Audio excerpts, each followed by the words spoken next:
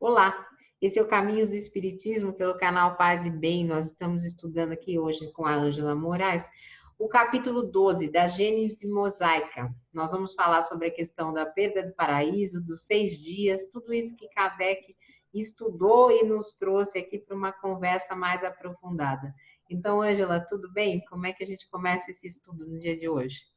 Olá, Cara, tudo bem? Pois é, nesse livro A Gênese, Kardec deu um grande espaço às teorias científicas sobre a criação do universo, a criação da Terra, e agora nesse capítulo especificamente ele vai tentar analisar a explicação bíblica da criação do mundo, da criação da Terra. Então agora ele já passa para o âmbito da religião e aí ele vai buscar, né, um estudo, tentar entender um pouco mais como é que se dá esse livro, a Gênese, que está dentro da Bíblia, né, um dos livros ali da Bíblia, e a base de várias religiões, né, a religião judaica, a religião cristã, e até os muçulmanos, né, também pegam um pouquinho aí dessa forma, esse entendimento aí um pouco alegórico de como é que foi a criação do universo e da Terra.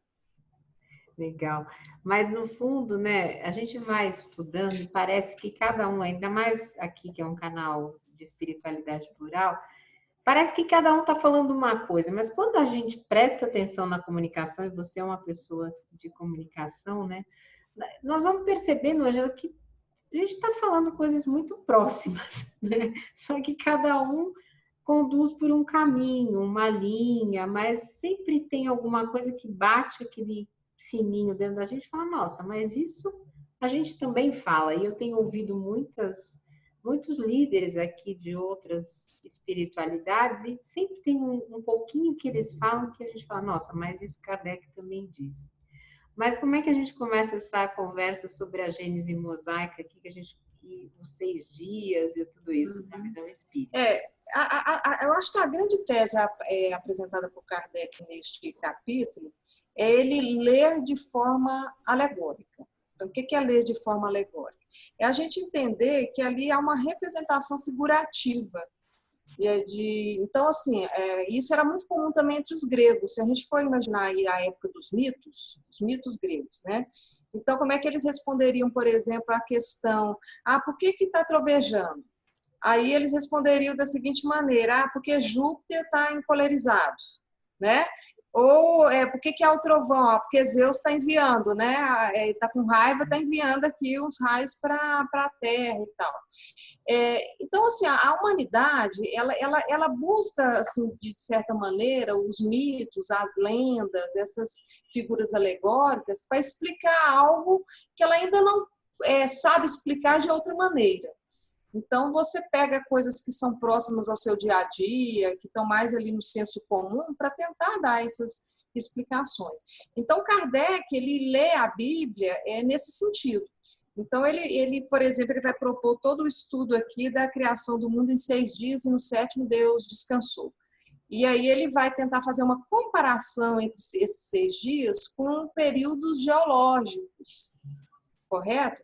Mas também não há uma aproximação exata, porque ele mesmo diz, olha, até a própria ciência, quando divide em fases geológicas a criação da Terra, e cada uma dessas fases durando milhares de anos, mesmo assim ainda há uma certa cautela, porque pode ser que novas evidências aí da arqueologia, da geologia, nos leve a colocar mais fases, né, mais períodos nesse processo. Então, isso aí é mais um esquema para tentar justificar ou não descartar de todo a contribuição da Bíblia, mas tentar se aproximar de alguma maneira com aquilo que a ciência, né, já sabe em termos de evolução geológica da Terra, evolução, inclusive, antropológica também. Porque tem até uma parte que para mim às vezes fica mais clara, que ele fala assim, né? Na câmara escura, uma vela acesa é um pequeno sol que fez para acender essa vela, né? Desenvolveu-se a propriedade iluminante do fluido luminoso. Aí ele fala tudo atrapalhado, mas ele acendeu, né? Acendeu, o fogo foi lá, acendeu a vela, que é a causa de luz, e a partir daí existe o princípio luminoso. Então, ele vai desenvolvendo isso para falar do sol, e aí fala de algumas ideias como essa que você citou aí dos gregos, e tudo mais, que não é que estavam erradas, mas é o que dava para aquele momento, que é muito diferente do que a gente vem vivendo hoje com tanto obscurantismo, né? Eu soube que recentemente teve um tipo de um congresso sobre o terraplanismo, né? Então, assim, é uma coisa muito longe, né, disso, dizer que a Bíblia é um registro histórico, que tem que ser atualizado com a ciência, mas não vamos chegar nesse ponto que hoje se justifica cancelar tudo aquilo que a ciência já provou, né, Ângela? Exatamente. E, inclusive, assim, não é só o espiritismo, mas várias vertentes cristãs aí já entendem a Bíblia também como de modo figurativo mesmo. Então, por exemplo, tem lá na Gênesis, no primeiro dia, Deus criou o céu e a terra, a luz, né? Como é que você poderia transportar para uma ideia um pouco mais evolucionista, darwiniana, vamos dizer assim, né? Quer dizer, você tem aí um início que é um aglomerado aí da matéria cósmica, né, do nascimento do espaço, do tempo.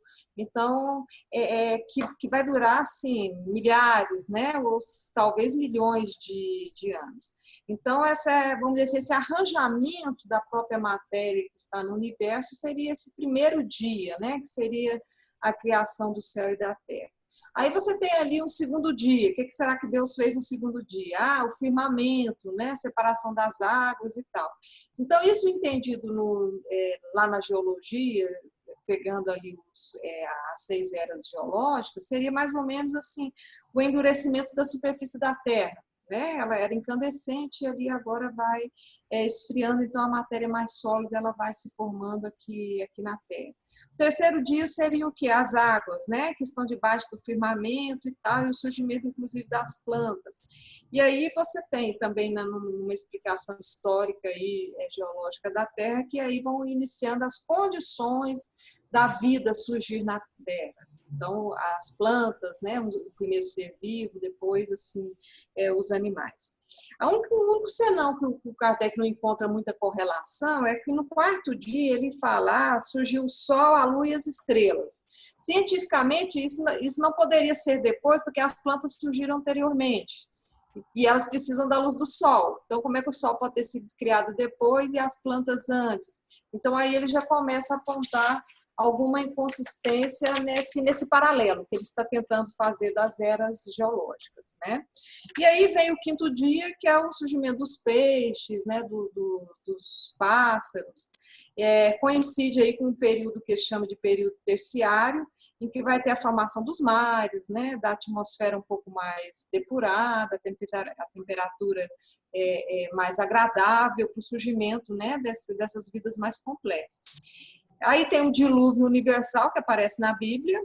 Hoje nós sabemos que o dilúvio pode ter sido, né, um derretimento das calotas polares. Nós temos assim, vários indícios de que, né, aumentou o volume de água na Terra, diminuiu, né, isso tem ocorrido com frequência.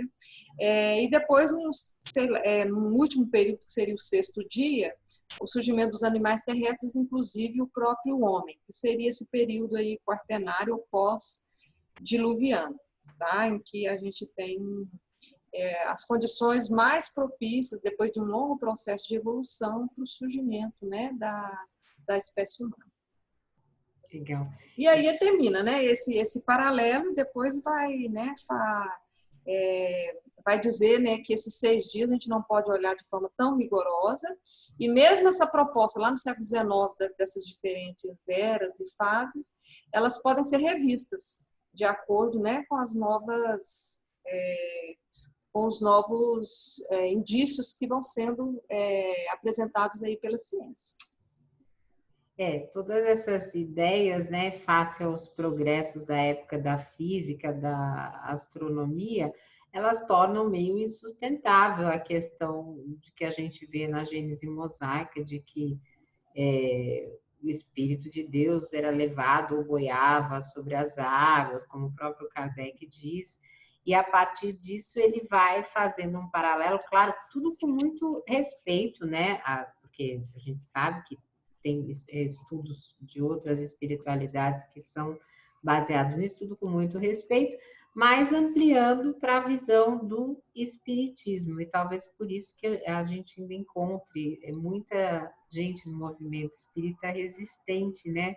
A estudar a Gênese, as pessoas às vezes não se sentem muito confortáveis com esse livro, é mais difícil a gente encontrar grupos de estudo de a Gênese. Se encontra, mas é um dentro de um grupo de 10, de 20. Desculpe, gente, está passando um bombeiro aqui, como vocês estão ouvindo, então está uma barulheira. E esse também é um capítulo bastante curto, né? E que tem muito pouco de espiritismo, né, Ângela? Na verdade, tem. Mas se você observar também que o espiritismo tem uma origem cristã, eu acho que é importante a gente saber o que essa tradição cristã anterior ou mosaica fala, né, sobre a sua concepção de mundo. Eu acho que o espírita tem que estudar de tudo, né?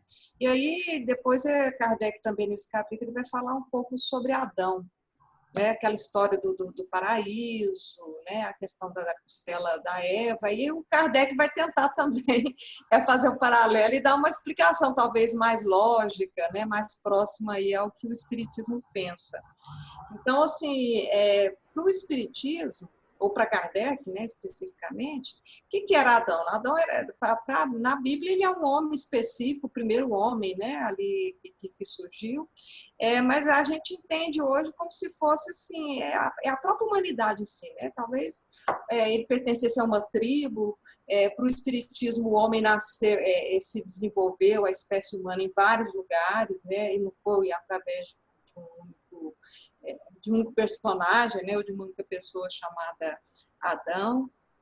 Com relação à árvore da vida, né? Que está descrita lá na Bíblia. Isso para Kardec é mais assim uma alegoria sobre a vida espiritual, né? Sobre a árvore da ciência, sobre a própria consciência que vai se desenvolvendo e que a gente vai tendo acesso e descrevendo melhor.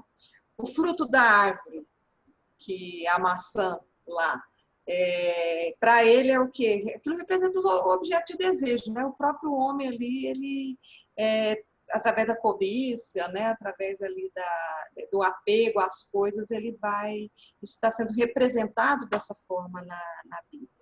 A questão da morte, né, se você se você violar as leis de Deus, que dentro do Espiritismo não é a morte em si, olha, pecou, acabou, né? Mas, assim, você vai sofrer as consequências de todo mau ato, de toda ignorância, esse processo que às vezes lesa o outro. Então, essa morte seria, vamos dizer assim, a lei de causa e efeito, né? Para o Espiritismo.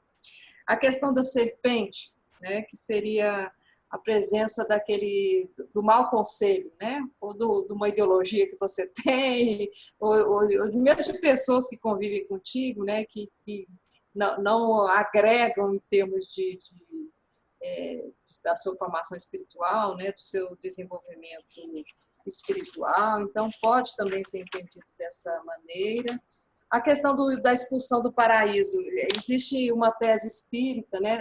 Ela não é consensual, tá? Mas muitos espíritas entendem que espíritos reencarnaram na Terra, vindo de planetas mais evoluídos, mas que passaram por um processo ali de transformação semelhante ao que a Terra está passando, não podendo ficar lá, vieram. E aí, desses grandes espíritos, assim, inteligência, contribuiu, por exemplo, lá com a civilização egípcia, né, com os indianos, lá na civilização chinesa.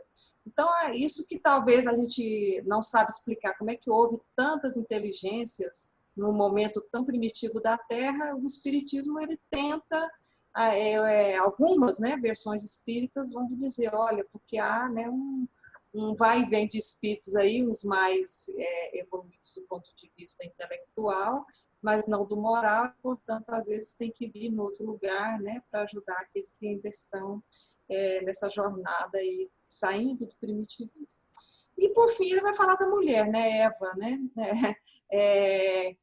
para o Espiritismo, né, a mulher ela não é inferior ao homem. Então, se Kardec tentou justificar, se olha, se a gente pode justificar alguma coisa falando que a mulher veio da costela de Adão, é simplesmente para dizer que faz parte da mesma matéria. Então, há uma igualdade aí, mas são espíritos, né? Têm as suas individualidades, não há por que haver servidão, não há por que haver inferioridade, isso aí são processos sociais que vão se juntando depois, né? Que o próprio corpo, o ser humano, ele já está aqui. Então, assim, eu acho que Kardec assim, fez a sua tentativa de compreender a Bíblia, salvaguardando as ideias, mas fazendo uma interpretação na forma de alegoria, né? Como que, e aí, evidentemente, colocando a sua visão espírita.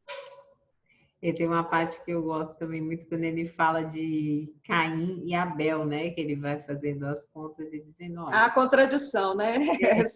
Não é Se Adão era o primeiro, né? Então... Como é que faz isso, né? Só depois de 100 e poucos anos vai ter o terceiro filho, né? Como é que é tudo isso? Então, assim, tudo, claro, com muito respeito e diálogo, mas Kardec vai colocando um pouco de racionalismo, né? Em tudo isso, para que a gente não... Acho que o mais importante no momento que nós estamos vivendo, né, talvez não seja o mais importante, mas muito importante, é nós entendermos, não termos apego à letra, né? Que é o fundamentalismo que nós estamos vivendo hoje, é desse apego. E nós estamos vivendo esse fundamentalismo também no movimento espírita, não é só em outras espiritualidades aí. Então, não ficar só apegado àquilo que está escrito, mas formar pensamento crítico para poder olhar tudo que nós temos à disposição, né, Ângela? Porque é muita informação, o mundo é muito interconectado, tem gente produzindo dentro da universidade, em todos os lugares do mundo, então não dá para ninguém saber tudo. Mas ter um olhar sobre o que está acontecendo já nos impede de difundirmos algumas coisas que são de séculos atrás. E Kardec já falava isso aqui, né? Para quem não é espírita, e às vezes porventura esteja nos assistindo, o espiritismo ele faz assim, um estudo muito aprofundado da Bíblia. Ele propõe um recorte que é a moral cristã. Então, Kardec pega a Bíblia, mas ele vai se interessar especificamente por uma parte que é sobre o Novo Testamento.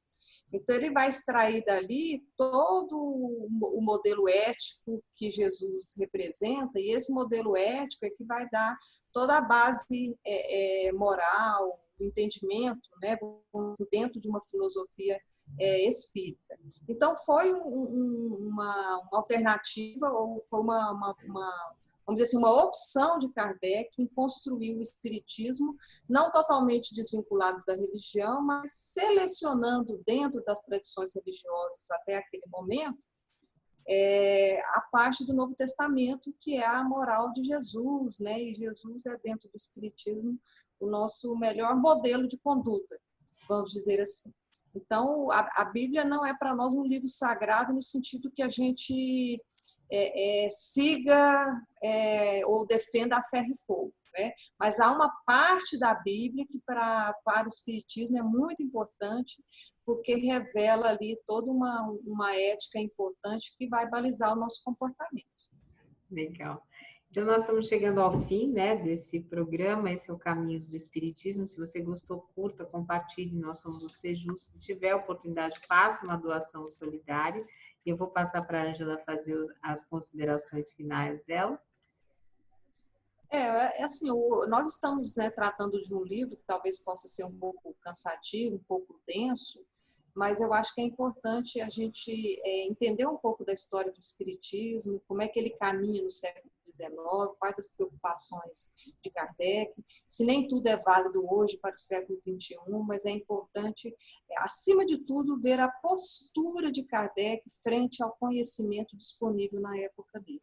Então, se nós adotarmos a mesma postura hoje, né, vamos ler de tudo, compreender o máximo que pudermos, sempre dialogar a nossa crença, a nossa fé com aquilo que a ciência já revela, eu acho que aí sim nós vamos estar tendo uma postura de racionalidade, né? De união da razão com a fé, de união da ciência com a religião, que vamos dizer assim, a natureza do espiritismo, conforme imaginou Kardec. Legal. Então, esse foi um programa mais curto, porque o capítulo é mais curto, mas para quem tiver a oportunidade de ler, estudar, é sempre uma sugestão que nós damos. Deixe também seus comentários, suas mensagens, que nós vamos respondendo aí na medida do possível. Um beijo grande, Ângela, e muito obrigada. Até mais.